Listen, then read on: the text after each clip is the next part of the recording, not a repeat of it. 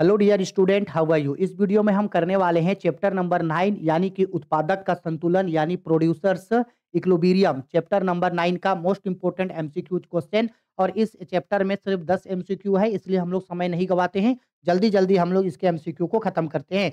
अगर आप इस चैप्टर का वन शॉट वीडियो करना चाहते हैं तो उसका लिंक ऊपर आई बटन में हिंदी इंग्लिश दोनों का दे देंगे। इस पूरे चैप्टर्स का वन शॉट लेक्चर वीडियो को कर लेना, या इससे पहले जितने भी चैप्टर्स हैं पूरे का पूरा चैप्टर्स या पूरा का पूरा इकोनॉमिक्स का जो chapter by chapter MCQ, chapter by chapter one shot video, marathon classes, test series, model paper, previous year question paper करवाए हैं, तो उन सब का लिंक ऊपर आई बटन में है। या क्लास 12 इकोनॉमिक्स का प्लेलिस्ट में चले जाना, इकोनॉमिक्स क्लास 12 का प्लेलिस्ट में सब चीज मिल जाएगा, वहां से देख के जरूर करना, ये आपको एग्जाम में बहुत ज्यादा मदद करेगा। ठीक, आओ आते हैं, आओ चलो क्वेश्चन में, और एक एक करके हम लोग सारा क्वेश्चन को करते हैं।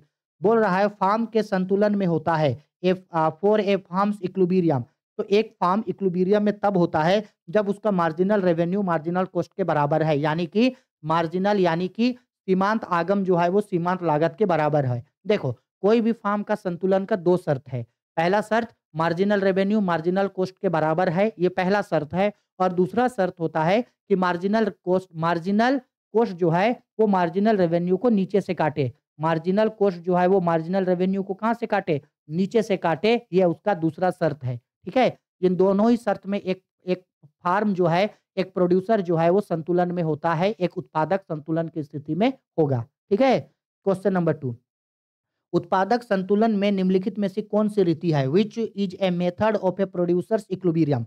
तो एक प्रोड्यूसर इक्विलिब्रियम का ये दोनों मेथड होता है।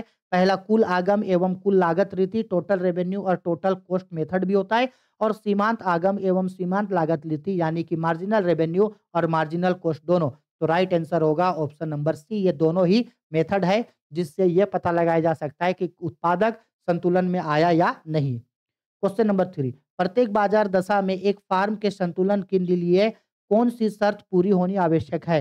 For every market which condition has to be fulfilled for firms equilibrium. फिर चाहे वो मार्केट कोई भी हो, फार्म उत्पादक संतुलन में है।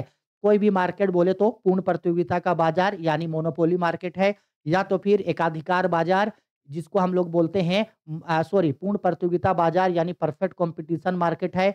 एकाधिकार बाजार यानी मोनोपोली मार्केट है। एकाधिकृत बाजार मोनोपोलिस्टिक मार्केट है, जिसको जिसको हम लोग बोलते हैं ये आ, इसके बाद एक लास्ट होता है हम लोगों का अल्पा अधिकार यानी ओलिगोपोली मार्केट। कोई सा भी मार्केट है, कोई भी मार्केट संतुलन का पहला शर्त है मार्जिनल रेवेन्यू मार्जिनल कॉस्ट के बराबर होना चाहिए, ये पहला शर्त है। और दूसरा शर्त है कि मार्जिनल वक्र एमआर वक्र को नीचे से काटे, marginal curve should cut MR curve from below. ये दो ही जो है वो संतुलन की स्थिति है। तो राइट आंसर होगा option number D, B and C both. याद रखना, दो संतुलन का शर्त है। ठीक है, क्वेश्चन नंबर 4, फार्म की अंतिम संतुलन की दशा में in final conditions of firm. एक फार्म जो है वो सबसे लास्ट में जो है वो कब जाकर के संतुलन पे आएगा? सबसे लास्ट में, यानी अगर वो फार्म संतुलन पे नहीं आया तो एमसी वक्र एमआर वक्र को ऊपर से काटे, ये गलत बोल रहा है। एमसी वक्र एमआर वक्र को नीचे से काटे, एमआर कर्व्स कट, हाँ ये सबसे लास्ट है। सबसे पहला क्या बोले? एमआर और एमसी एक दूसरे के बराबर हो। अगर ऐसा नहीं हुआ तो एमसी कर्व जो है वो एमआर कर्व को कहां से काटे? नीचे से काटे। ठीक है, तब वो संतुलन में आएगा। तो इसका right answer option number B.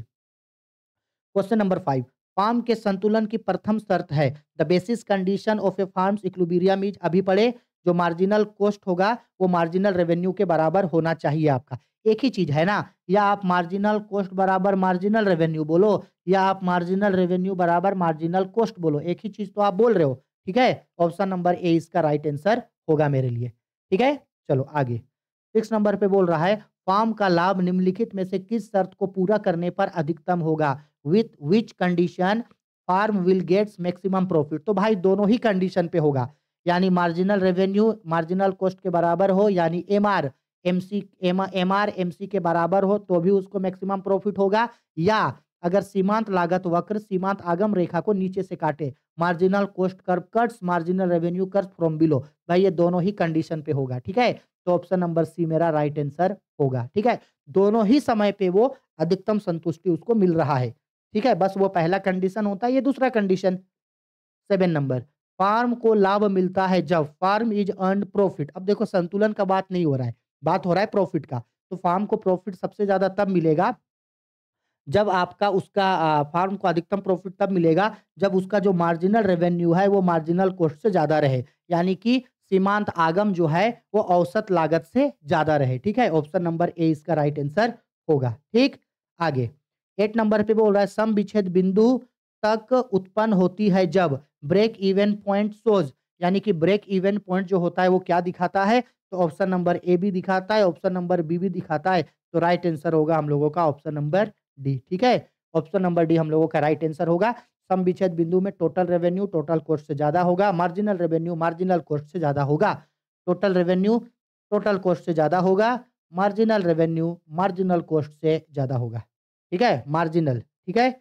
इस चीज़ को याद रखना। ठीक है? आगे 9 नंबर एक फार्म हानि की स्थिति में भी उत्पादन करती है जब a firm produce in the state of loss when एक प्रोड्यूसर लॉस होने के बावजूद लॉस हो रहा है उसको लेकिन फिर भी वो उत्पादन करता जाता है और वो तब तक उत्पादन करते जाता है जब तक मूल्य औसत परिवर्तनशील लागत से कम ना हो जाए। Price is less than average variable cost जब तक इससे कम नहीं हो जाएगा तब तक वो उत्पादन करता जाएगा। 10 नंबर क्वेश्चन किस प्रकार की फार्म में दीर्घकाल में एमसी बराबर एमआर एआर बराबर एआर एसी बराबर एमआर होता है which in which firm long the run MC is equal to MR is equal to मतलब सब एक दूसरे के बराबर है। तो हम लोग पढ़े हैं ना पूर्ण प्रतियोगिता फार्म यानी कि परफेक्ट कंपटीशन फार्म की दशा में बराबर होता है एमसी बराबर एमआर बराबर एआर बराबर एसी। ठीक है सब एक दूसरे के क्या होता है बराबर। बस इस चैप्टर में हम लोगों को इतना ही एमसीक्यू पढ़ना था इतना ही क्योंकि 10 ही एमसीक्यू है 10 एमसीक्यू है तो इतना ही करेंगे। ठीक है चलो मिलते हैं नेक्स्ट वीडियो में। वीडियो पसंद आई है लाइक करो शेयर करो कमेंट करो। जो जो क्वेश्चंस करवा रहे हैं हर एक क्वेश्चंस को एकदम डिटेल्ड में और अच्छे तरीके से करके रखोगे। ठीक है बाय टेक केयर।